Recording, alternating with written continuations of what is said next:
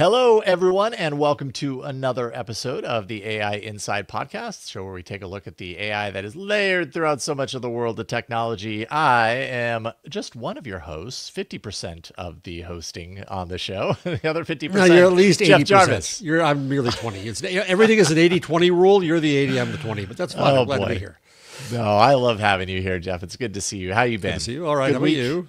Yep. Doing all right. I'm still kind of feeling a little bit of the like post Jan LeCun joy. I suppose. It was so great that he deigned to speak to little old us because he's a big deal, and He is a big deal. And I'm so glad that we got him, especially because I do quote him often. I do think that he's a leader in this space, and so it was good to hear it from the horse's mouth. Yeah, and I mean, I've been going through the interview so much over the last week as I've been working to promote it and everything. And what I realize in retrospect is during the interview, there's only so much that my brain could comprehend from the detail and the logic that he was spilling out. It took me a few listens through before I'm like, okay, I really understand where he was going with this, and man, is he brilliant. Like he just sets the scene and lays out the pathway for the understanding and all the information that gets you from point A to point B. It's really a really remarkable interview. People should check it out if they haven't. A genius in AI, but he also was a hell of a teacher. Yes, he's a great teacher. Because I was his student in that podcast, right? And I learned from him, and he's a patient, clear, directed professor. It's good to see that example. Yes. So thank you once again, Jan LeCun. Yes. And if you haven't seen it yet, folks, do watch it because I think you'll find it really interesting, provocative. And hopefully we can have him back again because he will continue to be relevant in the direction of AI in the coming years. So we'll hope for that.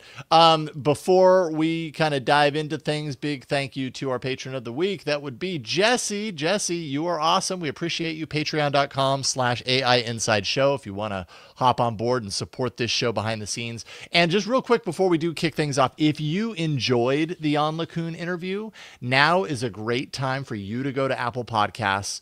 Just log in real quick and just drop a review. Give us a rating. Give us a review. Mention the interview. I think this is just a really good opportunity to kind of raise the view of the show. And we have more interviews in the pipeline that we're working on. And hopefully we can kind of continue doing this, a mixture of news, of course, and along with really great interviews that we have planned. So that would be a big help. So thank you for that. And then, why don't we just dive right into it? I could continue doing housekeeping, but we got a lot of news to talk about. And once again, the first block is just OpenAI. It's like there's always so much OpenAI. It's like I just feel like I need to like lump it all together. Yeah, they're kind of an attention hog. Or is it? Are they the attention hog, or is that all the media? Just I'll start off with them. I don't know what's chicken and egg in that case. I'm mixing my metaphors horribly. I mean, I guess it's probably just a matter of the fact that they've been such a prominent and recognizable voice over the last couple of years that it's hard not to pay attention when they do something new. And yeah, as far as media is concerned, guaranteed to get clicks on that, right? Oh yeah. I mean, we talk about them often. I think Perplexity is cleverer at coming up with promotional ideas. But OpenAI is just the elephant in the room, and so everybody has to weigh down with the elephant. 100%. Plus, they do their own stunts, like this story. Yeah, well, so and this is something that's happening apparently behind the scenes. We don't have, at least last I checked, we don't have any official acknowledgement of this happening. But I believe it's the information has. Oh no, sorry, it was The Verge. Has sources that say that OpenAI is working on getting into the social media game, working on an early internal prototype of a ChatGPT image product that integrates a social feed into this. Sam Altman has teased in the past on Twitter/X about, some sort of social option, like maybe we should get into social, which of course, if he's saying that on Twitter and then in light of this, he knew at that time, and he's just kind of, planting the seeds so that people can respond and react. But this really seems to me to be a really great way, Twitter X has Grok, and one of the big benefits of that is that Grok gets to feast upon all of that user-generated real-time data as it's made. It gets that really valuable source of information. Meta is reportedly working on bringing a social feed to its AI products. Not to mention, it has a social feed that it can integrate its AI into, so it works in both ways. And so it seems like maybe OpenAI is saying, hey, there's a lot to gain from that user-generated data, that real-time data, and we don't have to pay others for it. It could just be ours. Why can't it just be ours? That's my take. So kudos to Kylie Robeson and Alex Heath at The Verge for the reporting here, but I don't know. I wonder whether this is just a way for Sam Altman to poke two fingers into Elon Musk's eyes and say, you got a social network? I can do that too. And same with Zuckerberg and Meta. You got a social network? I can do that too. Social is hard. Yeah, it is. People are difficult. People are a problem. And so I'm not so sure if they really can bite this off. I think it's so if they're not serious, kudos for a good slap back at Elon. If they are serious, watch out. This is hard.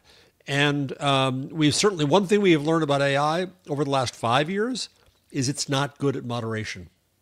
It doesn't really understand context. It doesn't really understand, and that's not just LLMs. Obviously, there have been other mechanisms that Facebook has relied on AI to moderate. And Mike Masnick's impossibility theorem is that moderation at scale is an impossibility. And so color me dubious about this. I think that either it's a stunt, or they're going to, if they try it, they're going to find out quickly how difficult it is. And you're right, Jason, that Grok does have a ready-made supply of conversation, as does Meta. But it's stilted conversation. It's weird conversation. If you're trying to train, look at Tay back in the day, right? Microsoft. If you're trying to train a general machine to be intelligent, I don't know if social media is where you go to get intelligence. Well, especially a social media platform that works in little bites and chunks as opposed to longer. And I guess, they have that ability. If you are a verified user, you have the ability to write longer posts, and I see those all the time as well. But certainly, I would imagine on a platform like X has to work harder to get the overall context of understanding around a particular thread or around 500,000 people commenting on, or replying to a single tweet. There's a lot more complexity there, I would guess. Yeah, content. Social scientists who try to do content analysis on social media find it extremely difficult because you don't have much context, you don't have length. Broken. Just trying to do subject analysis and emotional analysis is very hard. So Altman got his story of the day. And we needed to do it, and it was, I agreed, it's the lead story, I think, for this week. But file it under, we'll see. Yeah. I'll just say two more quick things. OpenAI did, related to this, I think, OpenAI did open up a section, or is opening up a section for library access to your previous images. And part of this kind of leak, rumor, sources say story from The Verge is about how this would be tied to an image platform of OpenAI. So, is this the germ of that? I don't know. And then the other thing is that this really reminded me of another AI service that I have used in the past. Let me see if I can get there, called Ideogram, which has been around for a couple of years now, but it kind of is an image generation social platform. You can go in here and you can create images, and then you can add, your likes. You can go ahead and like it. I don't know if they have any sort of comment thread, but it has a little bit of that. And I wonder if, even if it's just something like that, we have this gallery for the images that you've created, and other people can hit a heart and say, I like that. That's a social element without going too deep. I'm glad you went there because it is interesting that, and I write about this in my next book about the linotype, we kind of move to a post-alphabetic world. Not that we don't get rid of the alphabet, but we also have emoji. We also have memes. We also have video. And creating these graphic elements does require some experience with more complex tools. So if you can tell the machine what you want to say and how you want it to say it graphically, that is a new layer on social potentially, It's a new way people can converse through images. That's interesting. For sure. For sure. All right, continuing on with the cavalcade of OpenAI, a small collection of other stories that we can probably bounce through maybe reasonably quickly. Soon you can say goodbye to ChatGPT 4.5. They are sunsetting that in the API to make room for the newest model, ChatGPT 4.1. I'm so confused. It's weird. I don't understand why you do that. This goes in maybe there's some sort of explanation out there and I just missed it, but this doesn't make any sense to me that you go backwards in your versioning.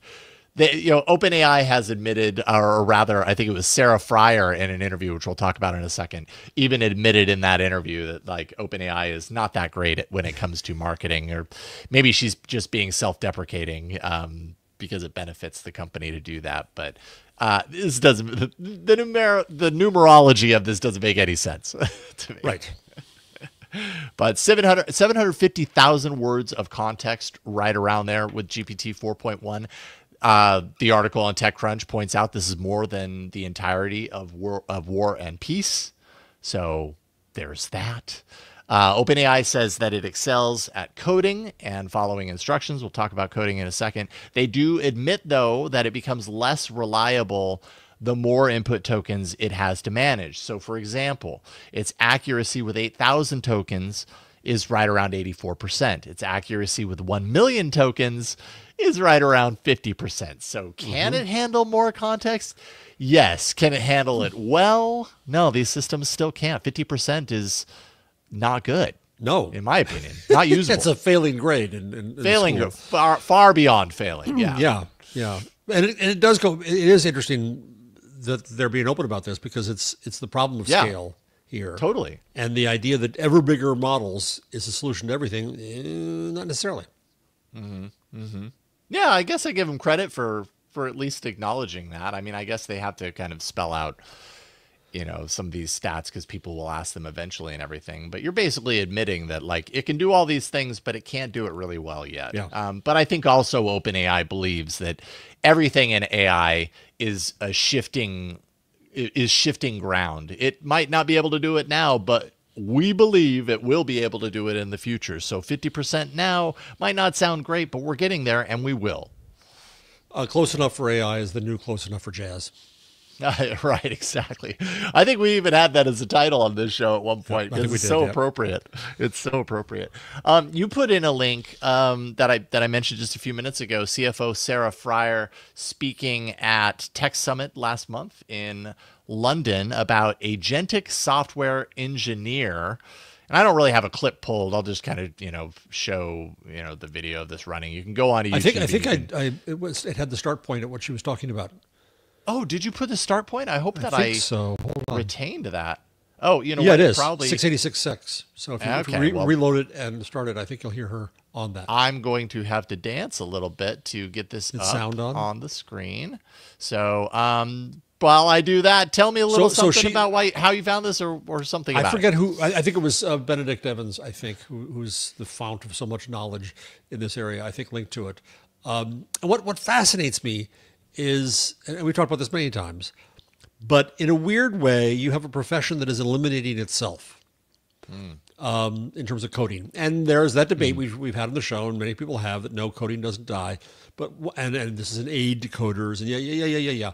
But I think that the idea of, Mom and Dad, I want to be a computer programmer for the rest of my life.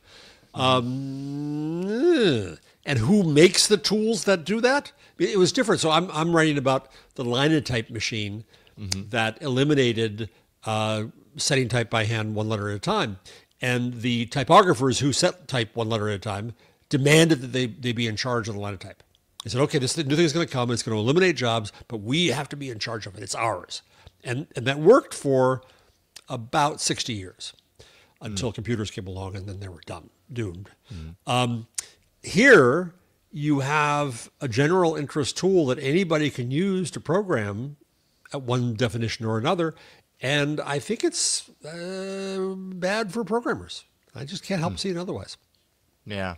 I mean, then there is kind of the addendum to that, which is bad for programmers as they exist right now. Yes, yes. Do those roles transform and morph? Do the skills that programmers now have allow or enable something even greater if combined with AI in the future versus me just, what do they call it, vibe coding, versus me just going onto one of these things and saying, make me an app that does blah, blah, blah. And I don't even know whether the code is good or not. I just know that what I see in the final app is kind of doing what I asked for. I'm wondering if people who have the true skills of coding, they have a deeper understanding and deeper knowledge of what's actually going on here. And does that couple with the power of AI better? Is it the behind the scenes that matters? Is it the quality of the code that matters? In certain kinds of applications, certainly it is. But for a lot of it, no, it's at the front of the scenes. It's you're more product development. You're more dealing with user needs and design thinking and that kind of stuff. Right. Right. I do have the clip here. I can go ahead and play it. Hopefully everybody can hear it. Let's fire this off. Book dinner tonight, whatever you want to do. And then the third that is coming is what we call A Suite. We're not the best marketers, by the way, you might have noticed, but agentic software engineer. And this is not just augmenting the current software engineers in your workforce, which is kind of what we can do today through Copilot, but instead it's literally an agentic software engineer that can build an app for you. It can take a PR that you would give to any other engineer and go build it. But not only does it build it, it does all the things that software engineers hate to do. It does its own QA, its own quality assurance, its own bug testing and bug bashing, and it does documentation. Things engineers hate to do. Like when I hear that, there's a small part of me that hears it from like those engineers that never want to do the things we want them to do. Like, yes. You know what I mean? Yeah. It's like, now, fine, we'll build a system that does all the things you don't want to do. Instead of you, because you're not good at it. Yeah. Or she's you don't trying to want say, to do it. I know we might eliminate your job, but at least we'll eliminate parts of the job you don't like. Yeah, along with the rest of it. But here they are trying to brand this idea of the agentic software engineer. They're trying to, I think, say that we can put this power in the hands of many. So. Yeah, 100%. Yep. It's very, very interesting, and I'm happy you put that interview in there because that is it's a great clip, and I think it summarizes kind of the direction of what OpenAI is really aiming for as they work into their coding directions. And then OpenAI has also announced a big expansion of its memory customization capabilities, learning even more about its users over time. And memory is not something that's like totally new to ChatGPT. This was announced, I can't remember when it was, sometime last year, I believe.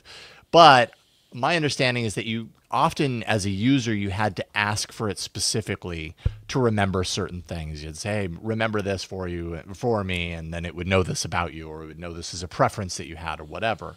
It would sometimes make guesses, but really you had to kind of be driving it. And it was also opt-in. Now, with these new changes, you can reference chat history, is what they call, at the tap of a button. It uses all of your past chat history to form an even more comprehensive understanding of who you are, what your preferences are, all that kind of stuff, to hopefully tailor the ChatGPT experience more around what you expect to see when you use it.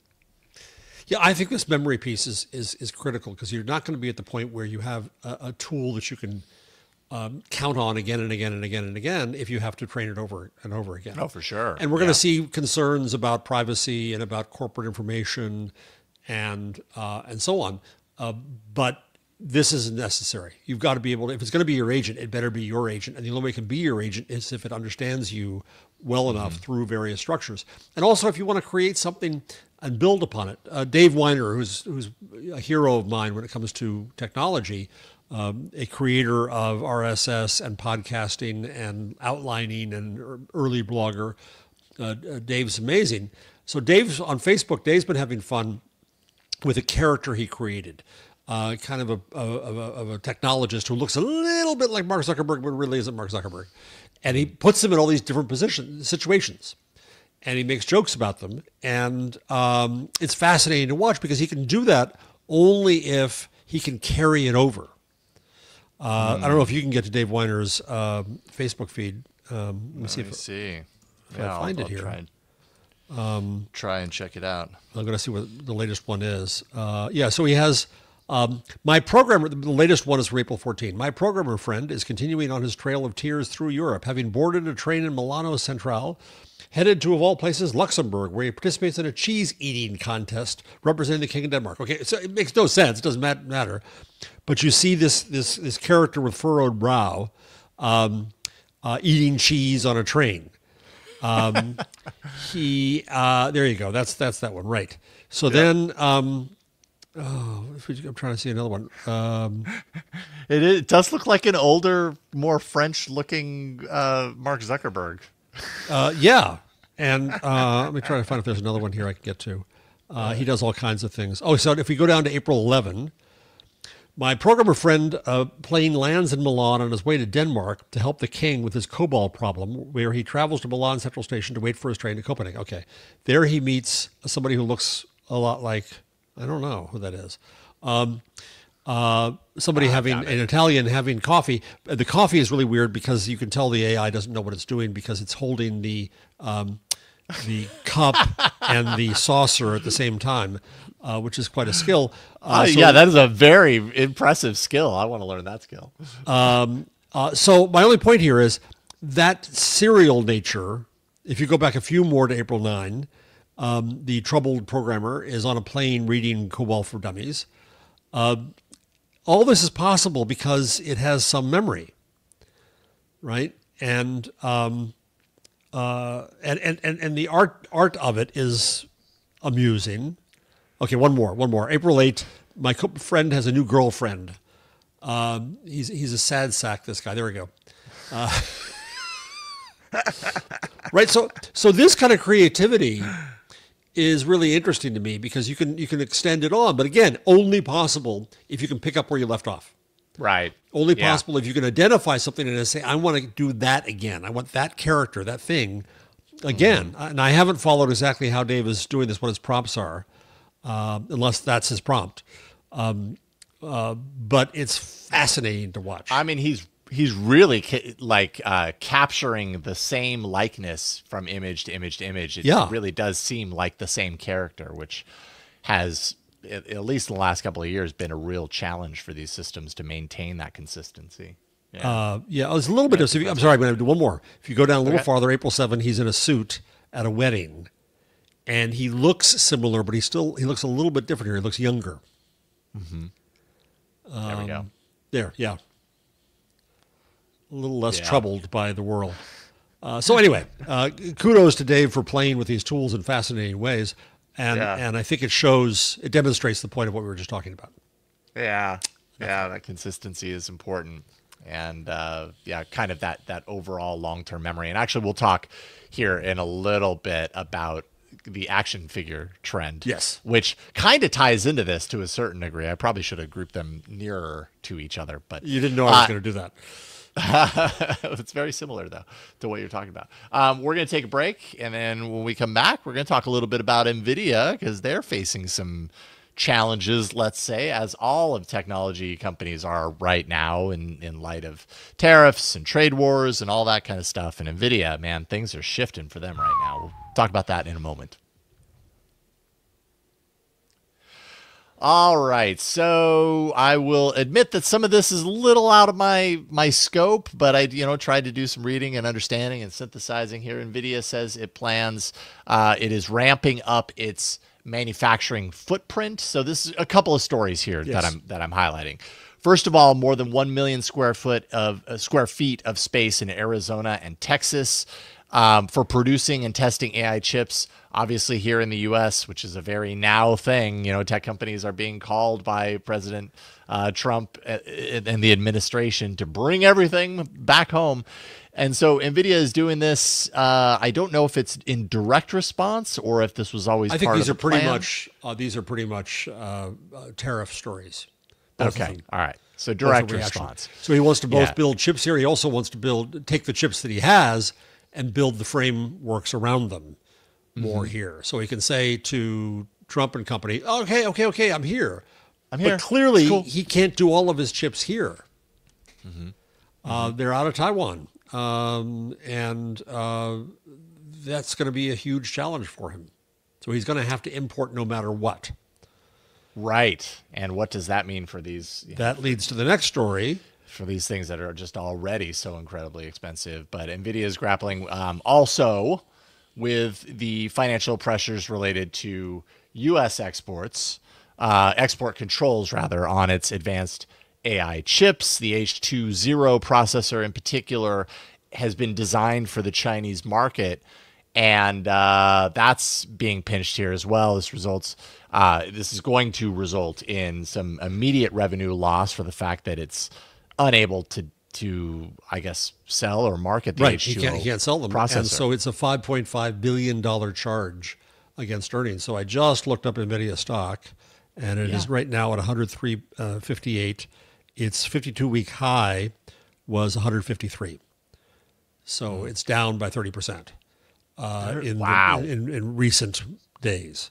In recent days, yeah. Yeah. And this CNBC article says, I think in light of this, in extended trading, a 5% dip. But just goes to show, like, in light of everything happening right now, even the companies who were flying high just a few months ago are just dramatically impacted by this. And probably now more than any time that I can imagine, the tech industry is just in a place of severe uncertainty because there is no stability right now as far as what to expect when it comes to trade.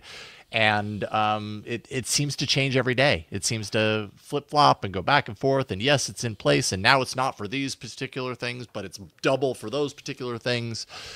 How do you even run a business? You can't. I forget who it was on MSNBC like a week ago, was laughing and saying, well, okay, if we can't get our wood and our paper pulp from Canada anymore, let's just make more trees. But you can't make more trees overnight. Right. And technology is similar. It's the same as building factories, right? Right, especially fabs. Extremely difficult. Yep. The difference between trees and chips is the expense is markedly higher. And so if you're going to try to do a major investment, where do you do it? If you lock yourself into the U.S., you lock yourself into higher labor costs. If you lock yourself into international, then you now lock yourself into risk of tariffs. I just heard on this morning, way off topic for us, but United Airlines put out two separate forecasts. If this happens, this is what it looks like. If that happens, that's what it looks like. Because what are you going to do? See more of that. Yeah. I mean, yeah. How else do you define these things? Because there is no uncertainty, and it literally could go in any direction. Yeah, so it's interesting. I mean, Nvidia has been soaring, and yeah, I mean, like I said, some of these topics are a little bit out of my total understanding because this just isn't what I spend my time understanding as far as the AI market is concerned, the impact of tariffs and everything, other than to just realize that Nvidia had a pretty strong stronghold on the industry, and this threatens that pretty tremendously. But I guess it does to everyone. So I guess everybody's in the misery loves company, right? Yeah. But I think this all of this portends well for Europe and for Asia in AI and in technology. So they may lose the export market to the U.S., but they can take market share from U.S. leaders. So totally, yeah. Oh well. Keep watching Nvidia. Bill Gates projecting that AI is coming for a few key professions, and he was speaking on the podcast People by WTF podcast, saying basically that the teaching profession and medicine are two areas that AI is gunning for, I suppose. And I mean, I kind of feel like I've assumed that might be the case, but is what he's saying kind of more just like why is him saying it making news? I guess. I don't know, because I think it's Bill Gates, and interestingly, he puts a lot of his money into education, into Common Core, and trying to figure that out. I'm not sure it's not an insult to teachers. Part of his argument here is there's a shortage of teachers, so maybe this helps. Right. To an extent, okay. I think students can learn in many different ways, but clearly you're not going to put your third grader in with the machine full time.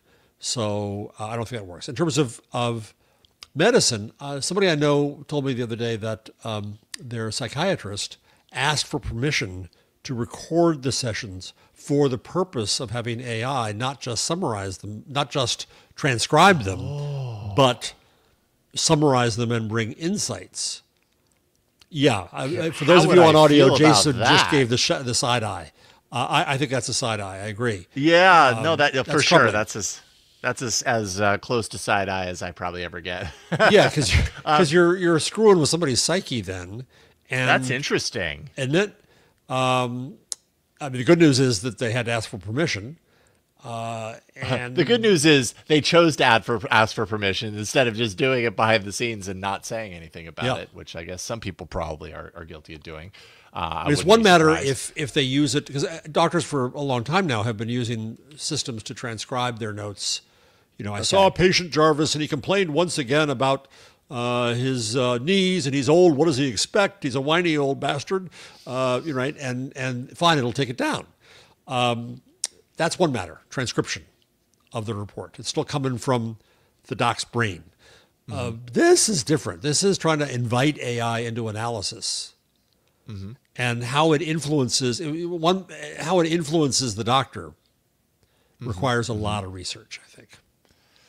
Yeah, well, and I mean, obviously, there's all the HIPAA protections, related to what that information, that private information, what you are allowed to do as a doctor or a medical practitioner with that information. Are you even allowed to feed it into a system like this and get it to give you the analysis? What does that do to your capabilities as a medical practitioner?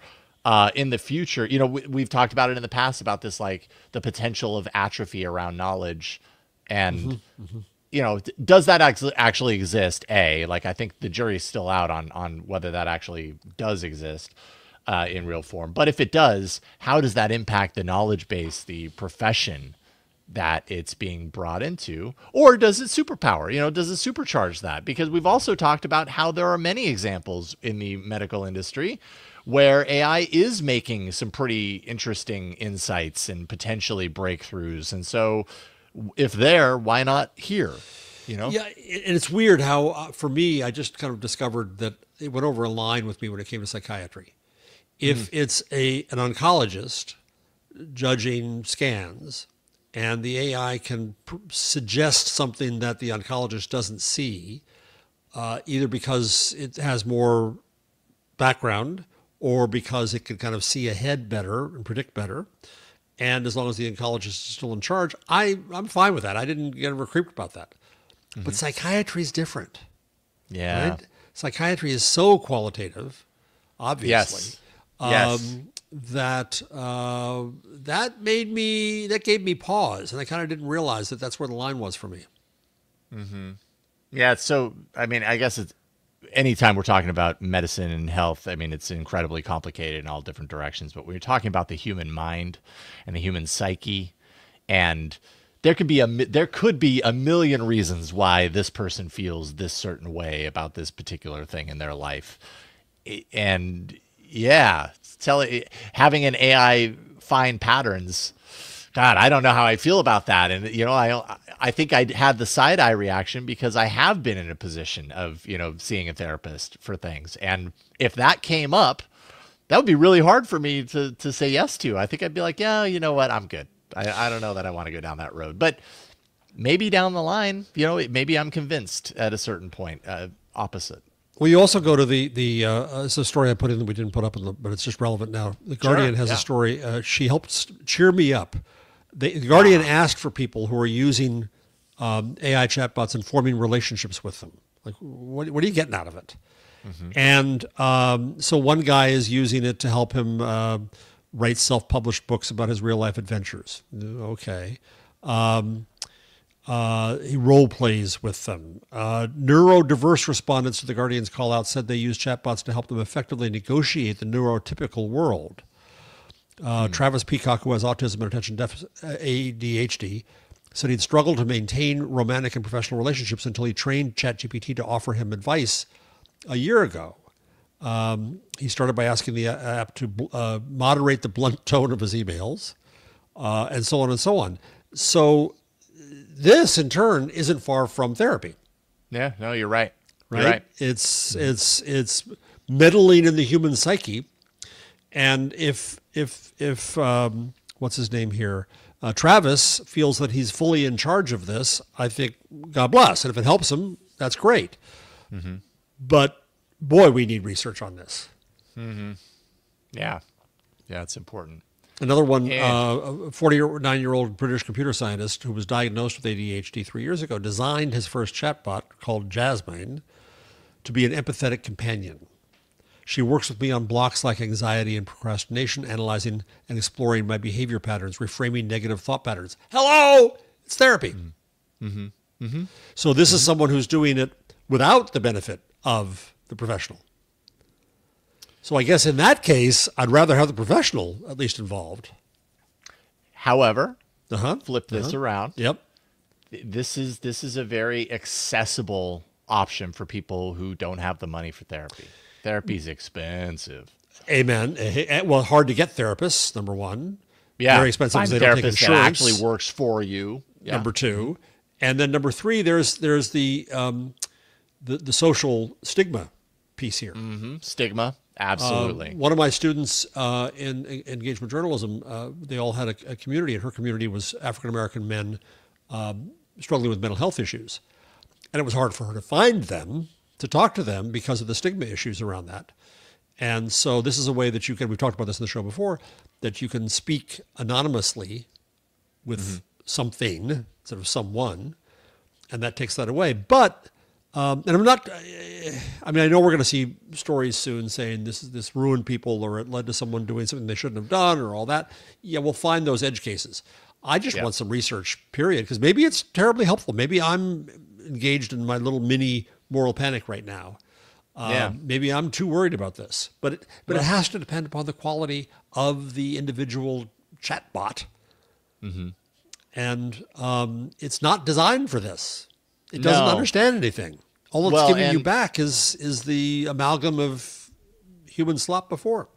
Yeah, that's true. And I wonder if these systems even have any safeguards built into them for really triggering kind of flags that real therapists definitely look for in order to know when it's time to escalate, when it's time to stop, that sort of stuff. And these systems, I doubt that the general purpose ChatGPT has it built in there that when a certain topic comes up, maybe we don't want to press down this road with this particular person based on their history because that might trigger them to do this or whatever, right. And that's a real one thing we do know issue. With research is that at Facebook, it got very good at intervening in cases involving suicide. Let's be very quick to add that if you or anyone you know is having a problem like this, please don't go to a chatbot. Call 988. No. Go to someone who can find you the resources that you need. But Facebook found that they identified cases earlier than other interventions. So there is, and that's not a generative AI. That's not a chatbot. That was something that was monitoring what was being said by humans in the social network. Yeah. So there is some expertise there, but boy, we want research on this. Yeah. There's a lot on the line for something like this, and I have to imagine that research is coming. I mean, I don't envision a future where these kinds of things exist and that research isn't eventually done. But we also know that AI, the industry as a whole, is move fast, break things at light speed right now. Totally break for human beings. So poor Jason tries to plan these shows and thinks, I love this. There's this Bill Gates story about jobs. We'll talk about that. That'll probably take about 10 seconds, and then it inspires something, and I go off on a tangent. I love that. I love this conversation. I think it was wonderful. While we were doing this conversation, I was like, oh man, I might need to highlight this in promo stuff because this is good. One thing I do want, before we move on from Bill Gates, I do want to point out, he mentioned, what does this mean for us, we measly humans, if suddenly, these AI systems are taking over even these jobs. He says, quote, you can retire early. You can work shorter work weeks. It's going to require almost a philosophical rethink about, okay, how should time be spent?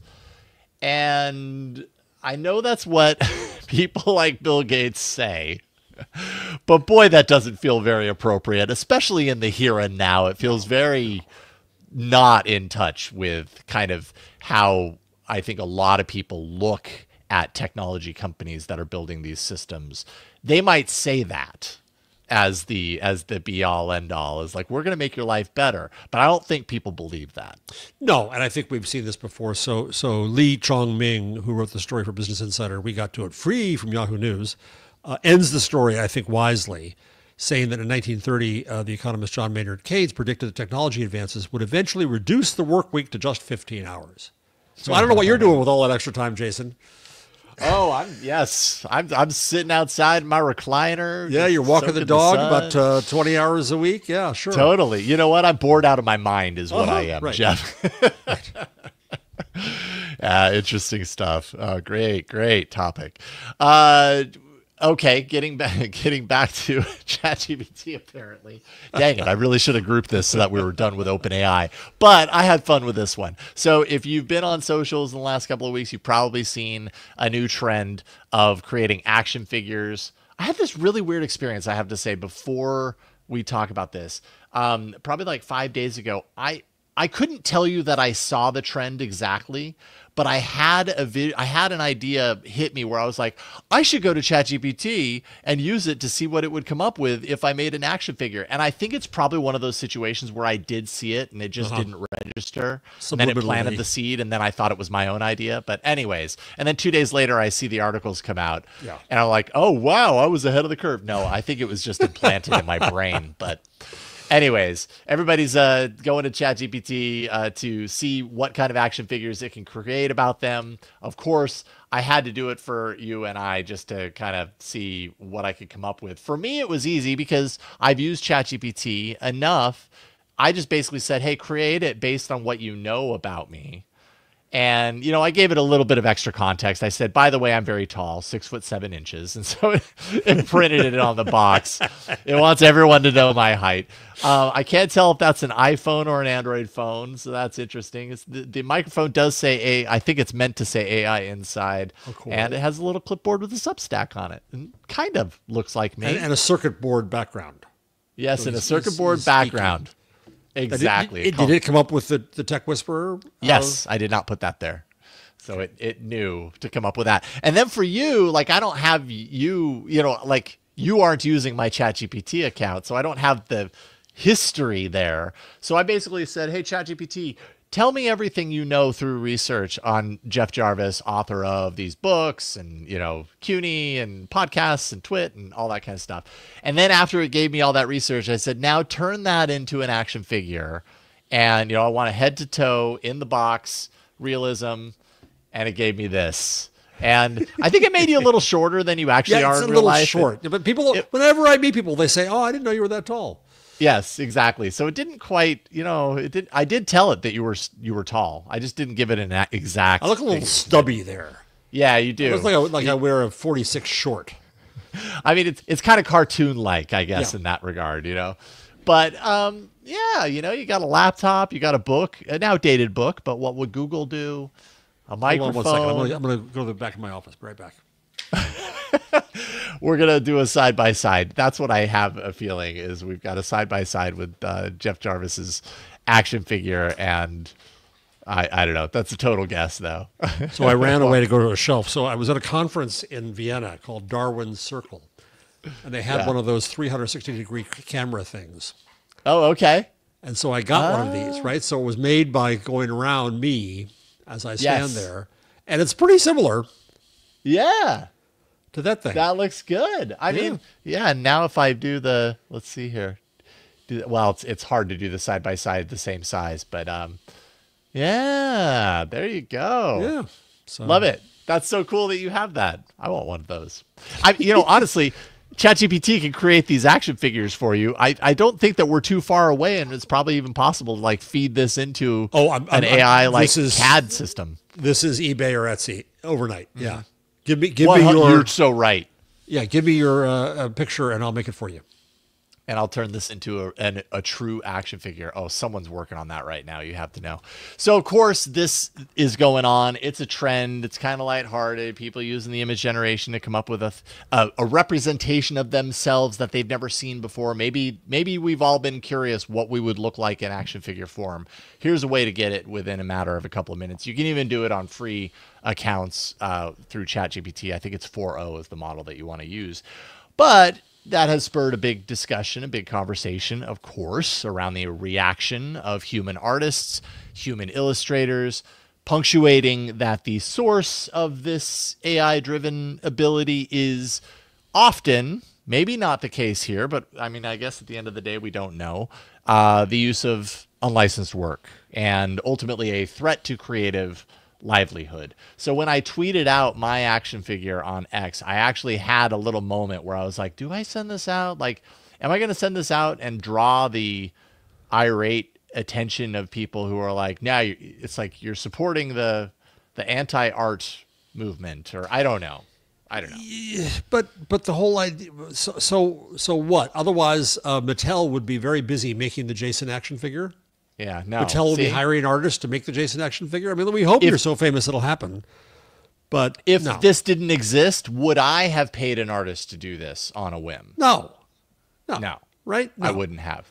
But if you go to Etsy and search for, oh, I just lost it. Hold on. I think I searched for history. Go to Etsy and search for, no, I can't find it now. Oh, okay, there are Etsy stores that do this. There's some, yeah. Yeah, this person's getting a little plug because it's the first one that I saw. But turn yourself in 3D action figure. You send in an image, and you get an action figure. $70, I guess. So see, it employed somebody. Yeah, there's a whole bunch of them actually. Here we are. There you are. All right, so they're way ahead of the curve. This just means you don't have to go to Etsy and get a real one. You can just put the image on your wall or something. I don't know, print it out, something like that. It's like a yeah. Interesting. Notion. Are you a user of Notion? Are you familiar with Notion? No, I haven't been. This was new to me. I have used Notion a little bit here and there. I'm not a Notion super user, but one thing I do appreciate about Notion is that they kind of generally take kind of like a minimalist approach. They've got their notes app called Notion. They've got a calendar app now, Notion Calendar. And then now the news is they now have a take on email. And the reason that I put this in here is, yes, of course, there's all the kind of typical email features, but it's driven by AI-powered features like organization, driven by AI, creating custom labels automatically for you, labeling emails based on your content, not just things like sender or subject. You can have AI create custom labels, custom views, filters, of course, AI-assisted writing tools. And it is currently limited to Gmail accounts. But when I saw this, it just made me kind of reminisce a little bit about Inbox by Gmail. Yes, and how that was a product that I feel like was a little ahead of its time because they ended up killing it, and they never truly integrated all of those features that made it great into Gmail. And I wonder if this does. I wonder if this would give me Inbox vibes if I started to try to use it. So I'm considering it. Yeah, on the one hand, I thought, oh, well, it's reading your email, but of course, Gmail's reading your email to do what it does. Yeah. It just maybe does it better. Yeah. The example in it was that the author had an email with a receipt in it and said, go find me the rest of these. And it found a few false positives in there, which was easy enough just to say no to that. But then it created a new category, and boom. Right now in Gmail, when I subscribe to a new newsletter, I don't read newsletters avidly, and I lose them in the flood of my email. So whenever I subscribe, I've then got to go in, watch for the confirmation email, filter it, add the label. I had to create the folder to put them in. I forget to do that 20% of the time because everything's an 80-20 rule. And it's a pain. So it would be good if you could just tell it this obvious task that everybody is doing. I just subscribed to this. Make me a newsletter folder. Or this love that. Or this domain. do this for me. I mean, I'm surprised that Google hasn't brought that into the core functionality. Instead, I am too. The AI is always like an add-on. Here's your email. You could do this with it, but I can't influence the email itself. I can't influence Gmail itself. Right. Create a filter like this for all, or create a filter that does this for all the emails that are like this. Right. Go. And preview it, and then thumbs up or thumbs down or tweak it or whatever. But you're right. Gmail it's such a pain. Like, I am so overwhelmed in both of my main inboxes. And it's kind of at the point now where, like, it would take me a day to get it back on track.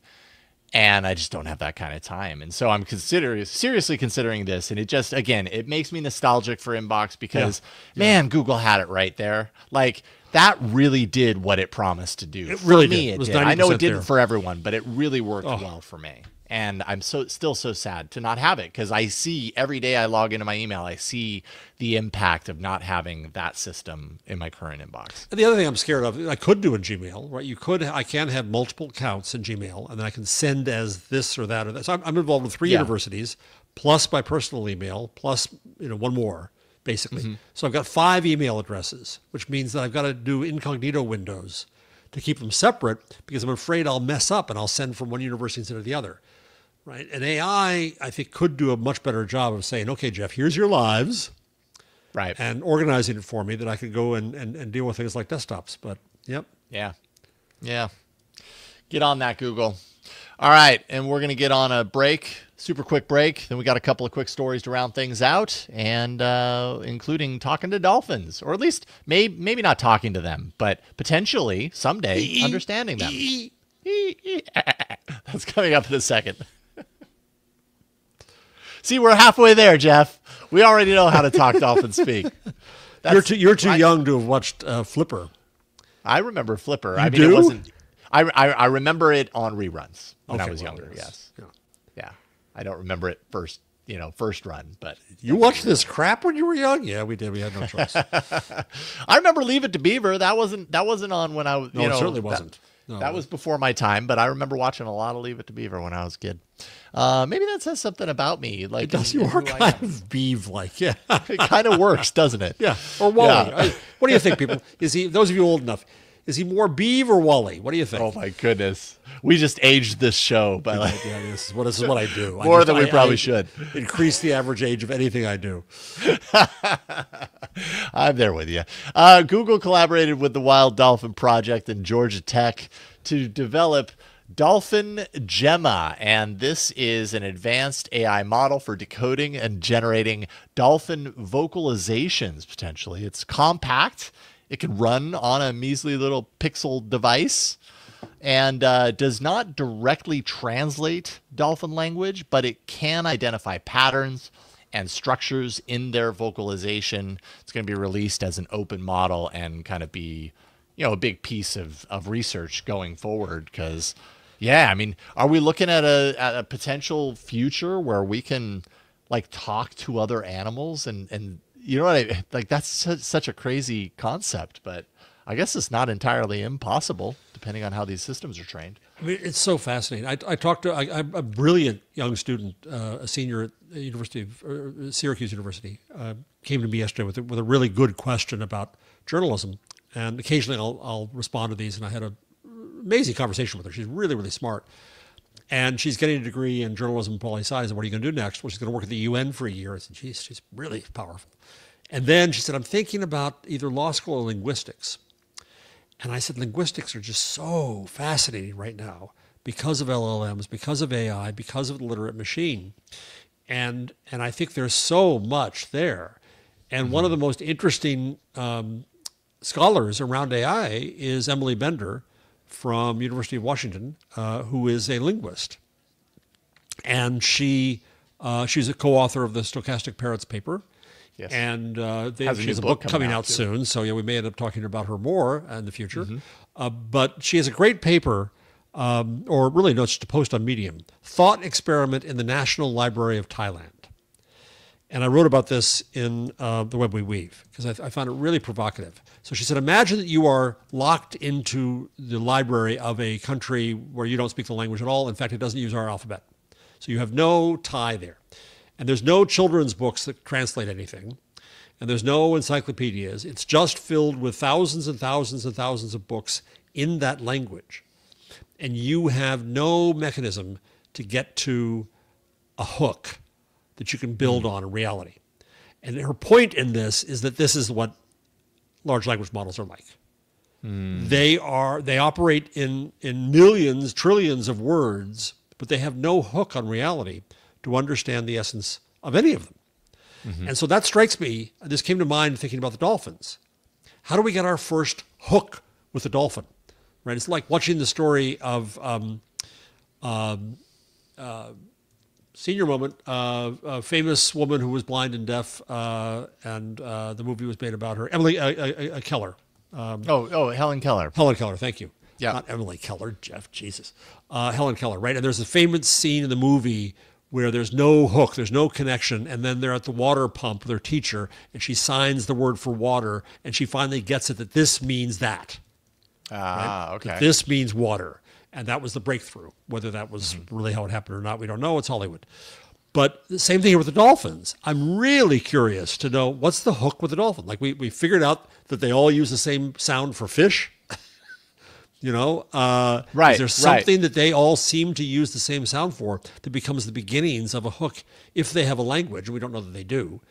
But if it's a language, how do you get to that hook? And then if you do, how fascinating is that to start to have conversations? I mean, we have the dogs that are using the buttons. We see a lot of videos on YouTube about that. The dog, there's a poodle that does it more than anything else. Play dad now. Me sad, right? Simple things. And there's a lot of controversy. Is this really real? Does it really have a sense of the cognition of this, right? And there's been some serious research starting up on this, so it's more interesting now. But the same thing for dolphins. I'm utterly fascinated by this. Does this tie us over? And then what happens, just one more little crazy Jeff aside here. What if we find out that cows have language? Are we going to be so ready to eat them anymore? I mean, totally. That will call into question when suddenly we have a somewhat of a belief or an understanding that we know what they're actually saying and that we're communicating potentially with them. I do think that changes people's perceptions on things like that. Because we've had arguments about sentience and AI, and people got fooled because of language to think that AI is sentient. But it's a lot easier for me to think that if we can have language with animals, that we can believe sentience there. Yeah, it is super fascinating. So it's fascinating. I don't know a whole lot about dolphin language ahead of this story, and so I asked Flipper. I went on ChatGPT or I went on Perplexity. And I was like, tell me why dolphins. Like, what is it about dolphins that makes this research make sense versus something like a dog or a cat or a mouse? And basically what it said is that dolphins have a certain level of complexity to their language that isn't the same as human language, but parallels it in certain ways. It's not just like with a dog, it's like it's a loud bark or it's a quiet bark, but it's a bark, and maybe there's some subtlety in there, but it really doesn't seem that way. Yeah, and I think it's the reverse. We're trying to teach the dogs, or the famous Coco the gorilla, we're teaching them to use our language rather than us being able to learn any language they may have. Right. Right, so ants have a chemical language. Hey, follow me, right? Pheromones or whatever they have, right? That's we can guess that to a point. But if the dolphins make an audible communication structure, and if we can learn theirs, that's an entirely different thing.